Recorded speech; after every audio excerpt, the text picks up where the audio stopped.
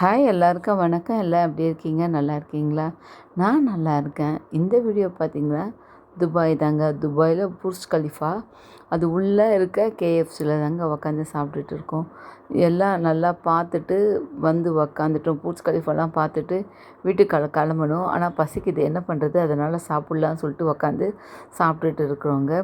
ஆனால் இந்த வீடியோ எடுத்ததை நான் பார்க்கல. அப்படி தெரிஞ்சிருந்தா, வீடியோ எடுக்கிறாங்கன்ட்டு தெரிஞ்சிருந்தா கொஞ்சம் ஸ்டைலாக சாப்பிட்டு இருப்பேன். ஆனால் எனக்கே தெரியாது. அதனால் பசி இல்லையா, அதனால் பசியில் எல்லாம் பறந்து போவோம்ல, அது போல் பத்தும் பறந்து போயிடுச்சு. எனக்கு பசி தான் முன்னாடி நின்றுச்சு. அதனால் நான் கட கட கடன்னு எடுத்து சாப்பிட ஆரம்பிச்சிட்டேங்க.